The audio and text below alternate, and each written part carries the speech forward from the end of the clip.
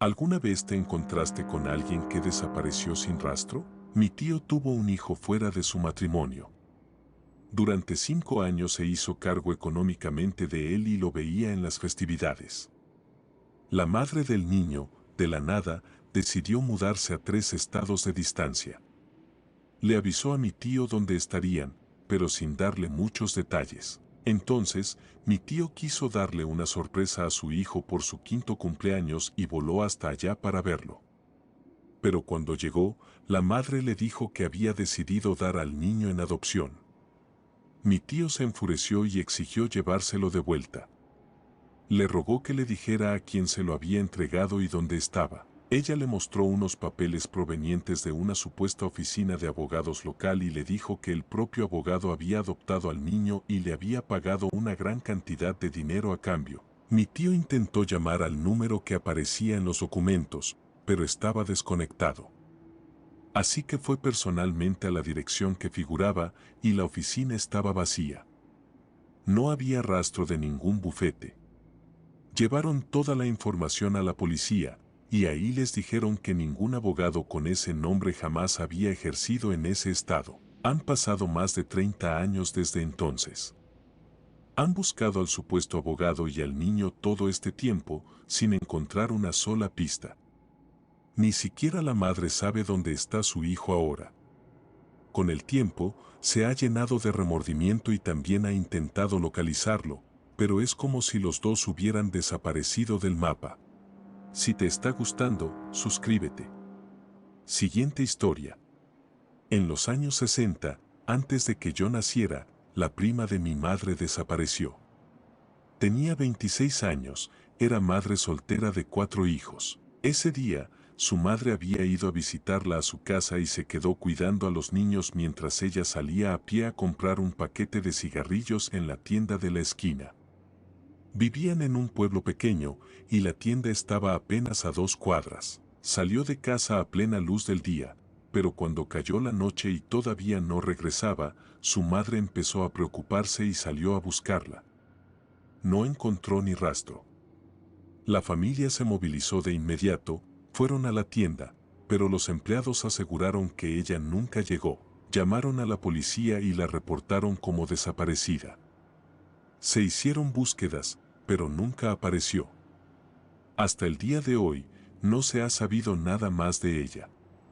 Simplemente salió a caminar 2 cuadras y nunca volvió. Siguiente historia. Tengo 2 familiares que han desaparecido. La primera es Sandra, prima de mi madre. Tenía varios problemas graves de salud mental. Un día, en los años 80, fue a trabajar como siempre y simplemente no volvió a casa. Cumplió toda su jornada laboral, fichó su salida y desde ahí se esfumó. Estuvo desaparecida durante unos 6 años. Un día, su madre, que era su cuidadora, volvió a casa del trabajo y encontró la puerta rota. Al entrar, Sandra estaba sentada en el sofá, llorando. Estaba físicamente bien, sin heridas ni signos de violencia, solo llorando. Nadie nunca le preguntó qué pasó, por respeto a su condición mental. Hasta el día de hoy, el misterio permanece. El segundo caso es mi primo Ryan. Su padre y el mío eran hermanos, pero después de que mi tío falleció, perdimos un poco el contacto con él. Su madre se volvió a casar y de alguna manera mi hermana terminó haciéndose amiga del medio hermano de Ryan. En una conversación mencionaron a Ryan y el medio hermano comentó que no lo habían visto desde hacía tiempo. Ryan había estado metido en la heroína, pero recientemente había terminado un programa de rehabilitación y parecía estar mejorando. Presentaron un reporte de persona desaparecida. Lo más escalofriante de todo es un video de una cámara de seguridad donde se lo ve saliendo de una tienda, creo que era su lugar de trabajo. Un coche se detiene y alguien le habla desde dentro. Ryan mueve la cabeza diciendo que no, una y otra vez, y trata de alejarse, pero el coche lo sigue lentamente. Finalmente, Ryan se sube al vehículo. Es muy inquietante verlo, de eso ya han pasado 3 años. Y nadie sabe nada. Siguiente historia. Cuando tenía poco más de 20 años, una amiga muy cercana desapareció en mi ciudad natal, en el norte de California. Ella estaba en pleno proceso de divorcio y luchando por la custodia de su hija pequeña. Su esposo tenía un comportamiento muy problemático, fue agresivo con ella en varias ocasiones y después de separarse la vigilaba constantemente, incluso a ella y a su nuevo novio. Solía decir cosas como, si no puedo tenerla yo, entonces nadie la tendrá. Incluso llevaba un diario bastante inquietante donde escribía cosas como, 11 de la noche, pasé por su casa. El coche de, nombre del novio, estaba en el camino. Se quedó a dormir. Mi amiga le dijo a varias personas que esa noche se reuniría con él para cenar y hablar sobre el divorcio. Según él, después de la cena fueron a su casa porque tenía que recoger unos papeles. Asegura que luego la dejó en su apartamento, pero no hay ninguna prueba de que eso haya sucedido. Nunca más se la volvió a ver desde esa noche. Su número de seguro social, sus tarjetas de crédito, todo quedó sin uso desde entonces. Yo estoy convencida de que nunca salió viva de su casa. Él conocía todos los caminos secundarios del área. Era un amante del aire libre y tenía acceso, por su trabajo, a la zona donde todos creemos que está enterrada.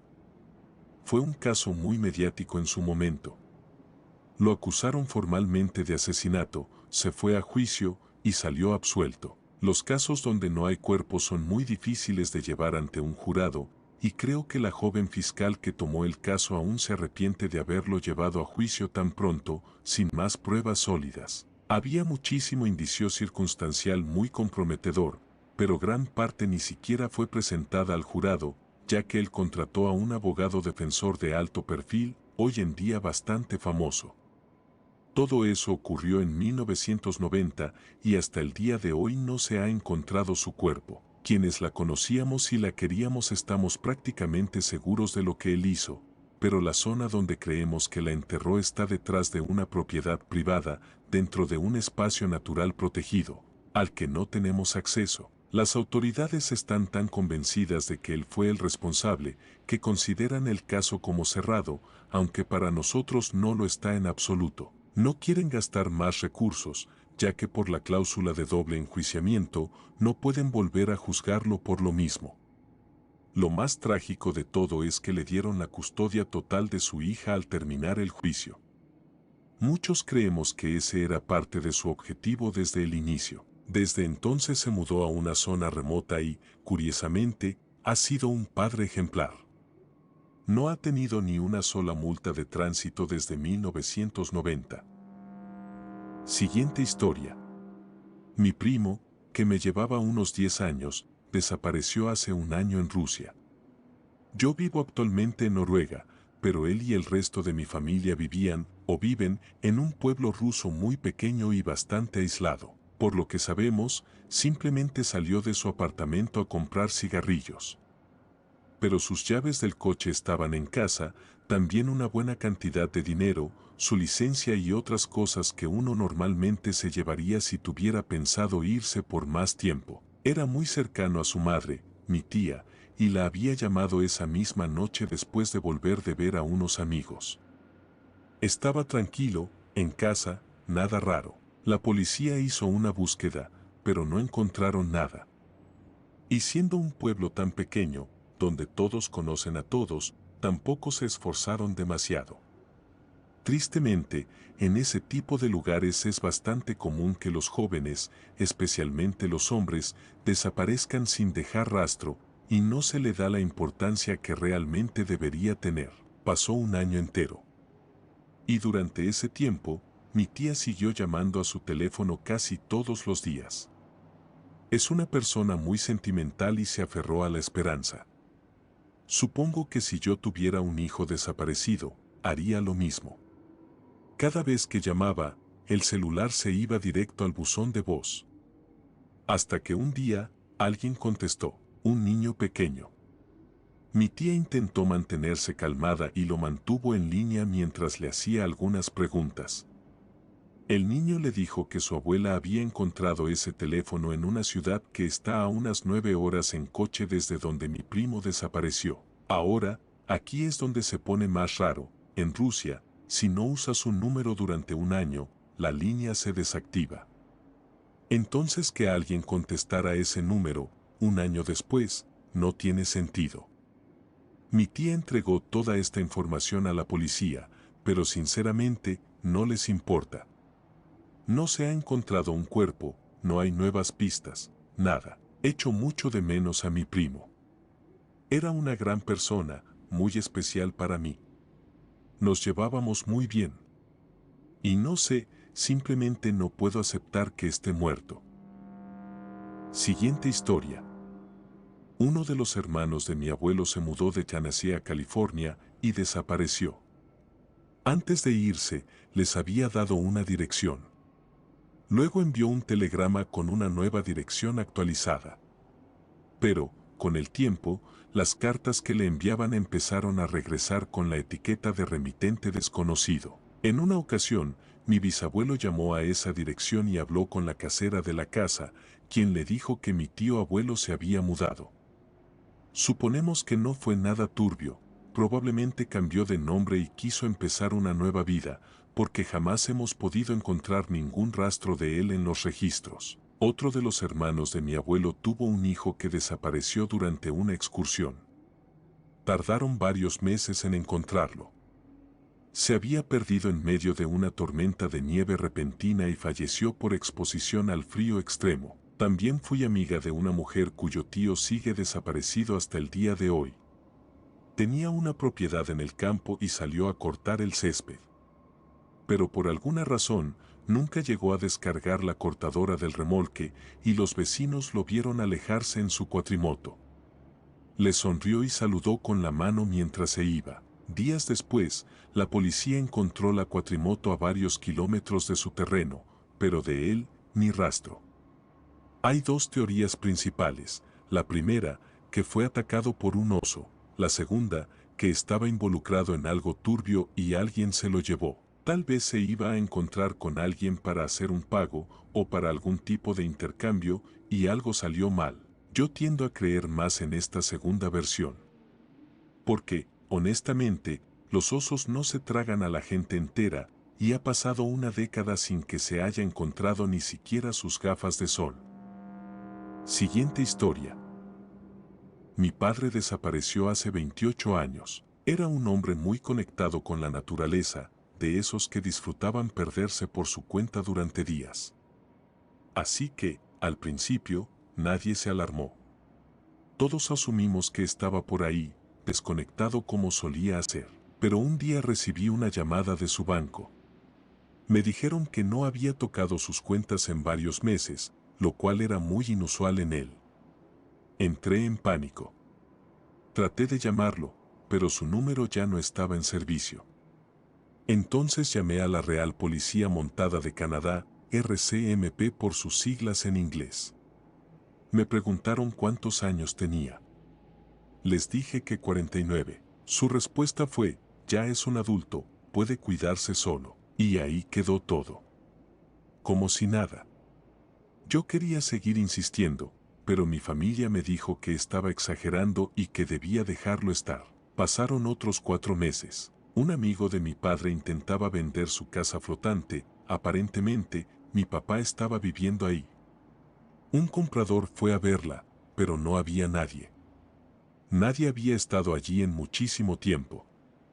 Este amigo llamó a la policía y finalmente se abrió una investigación.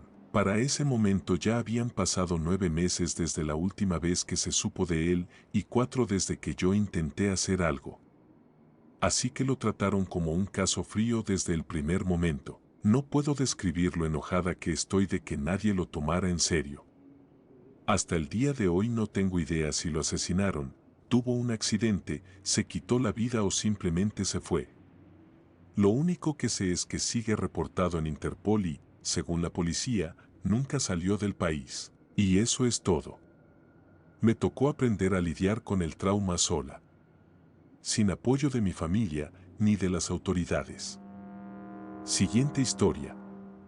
Annie Bridget McCarrick era mi amiga en la universidad. Se enamoró de Dublín durante un semestre de intercambio y decidió mudarse definitivamente de Nueva York a Irlanda. Está desaparecida desde marzo de 1993. Al principio se pensó que podría haber sido la primera víctima de un asesino serial en Irlanda. Pero hace poco, un programa de televisión especializado en casos sin resolver volvió a sacar su historia al aire y generó una gran cantidad de nuevas pistas que ahora están siendo investigadas por la policía. Lamentablemente, Annie era hija única. Sus padres terminaron divorciándose por el impacto emocional de su desaparición. Su padre ya falleció, pero su madre viajó desde Long Island hasta Irlanda para participar en el programa y hablar con los investigadores. Ella dijo, con mucho dolor, que asume que Annie ya está muerta. Lo único que desea ahora es tener el cierre necesario para poder enterrarla. Siguiente historia. Asa de Grey. Una niña de 9 años se levantó a mitad de la noche, en pleno invierno. Se vistió, preparó una mochila y salió caminando por su cuenta. Fue vista por varios conductores mientras caminaba sola por una autopista, en plena oscuridad y bajo la lluvia. Uno de ellos intentó detenerla, pero ella salió corriendo hacia el bosque. Al año siguiente, su mochila fue encontrada envuelta en una bolsa de basura y enterrada en un sitio en construcción. Dentro había un camisón y un libro de la biblioteca de su escuela, pero sus padres no recordaban que ella tuviera ninguno de esos objetos cuando desapareció. Todo el caso es increíblemente extraño. Siguiente historia. Un familiar mío estuvo comprometido con un ingeniero que, junto con otras 80 personas de distintas nacionalidades, iba a bordo de un buque de perforación llamado Glomar Java Sea, que se hundió en el mar de la China Meridional en 1983. No hubo sobrevivientes confirmados. Cuando los buzos inspeccionaron el naufragio, identificaron 36 cuerpos y lograron recuperar 31 de ellos. Nuestro ingeniero está entre los 45 tripulantes que jamás fueron encontrados y que oficialmente están clasificados como desaparecidos, presuntamente fallecidos. Así que, respondiendo tu pregunta, sí, un casi familiar mío se perdió en el mar. Pero estas cosas suceden. La versión oficial concluye que el barco volcó durante una tormenta, la mayoría de la tripulación se ahogó y muchos cuerpos simplemente se perdieron en el agua debido a las turbulencias del temporal. La teoría de conspiración, sin embargo, dice que el barco fue hundido intencionalmente por algún tipo de misil. Además, afirma que varios miembros de la tripulación lograron escapar antes de que se hundiera, pero algunos de ellos fueron capturados y llevados a un campo de prisioneros de guerra en Vietnam. Los buzos estadounidenses determinaron que una de las grandes balsas salvavidas del barco fue lanzada y que se intentó lanzar otra. La madre de uno de los tripulantes vio las grabaciones tomadas por los buzos y reportó que en cierto punto la grieta del casco era un agujero de más de 120 centímetros de ancho, y que el metal estaba abollado hacia adentro, como si algo hubiese explotado contra la estructura. Durante 1984, surgieron reportes desde el sudeste asiático de que entre 6 y 12 sobrevivientes del Glomar Java Sea estaban siendo retenidos en campos de prisioneros en Vietnam. Un refugiado vietnamita identificó a uno de ellos como John Pierce, un tripulante estadounidense. Douglas F. Pierce, el padre de John, contó que el refugiado aseguró haber visto a su hijo, a otros 5 estadounidenses y a 8 tripulantes chinos cuando fueron llevados a una prisión en Da Nang, donde él mismo había estado preso. Según su relato, John le dio una tarjeta de presentación con los datos de su padre y 2 chicles. Si sigues leyendo más sobre este caso, verás que el padre de Pierce logró involucrar al gobierno de los Estados Unidos. Finalmente, las autoridades concluyeron que el refugiado había mentido para intentar extorsionar a la familia, pero hay rumores de funcionarios que soltaron sin querer ciertos detalles en reuniones sociales, y una insinuación general de que el gobierno estadounidense encubrió el hundimiento y el secuestro para evitar tensiones diplomáticas justo después de la guerra de Vietnam. Por supuesto, la explicación más lógica es que no hubo misil, ni secuestro, ni campos de prisioneros con marineros estadounidenses en Vietnam. Quiero añadir que, hasta donde yo sé, nadie ha dicho haber visto a alguien que se parezca al ingeniero de nuestra familia en uno de esos campos. Hay 45 hombres desaparecidos del barco, y las teorías más generosas dicen que quizá una docena podrían haber acabado en prisiones vietnamitas. Lo que hace esta historia tan rara es que mi familia ya conocía esa teoría desde mediados de los 80. Mi papá estaba hablando en un bar sobre la tragedia del barco volcado, y un tipo que no conocía se le acercó y básicamente le contó toda esta historia. Años después, mi papá me la compartió. Es un hablador cuando bebe, y yo pude verificar cada uno de los detalles de esa teoría que escuchó por primera vez de un desconocido borracho en un bar, con lo que hoy se puede encontrar en internet. No sé quién era ese tipo, ni por qué sabía tanto sobre una teoría conspirativa tan específica, pero aparentemente hay personas que están al tanto de lo que supuestamente pasó. Y que justo ese tipo se encontrara con mi papá así porque sí, es una coincidencia de locos. Tal vez la historia no es solo la desaparición en sí, sino el misterio de aquel extraño que sabía tanto sobre un caso casi olvidado, y cómo logró convencer a mi padre, que ya estaba familiarizado con el incidente, de que todo había sido un encubrimiento internacional y no un simple accidente trágico.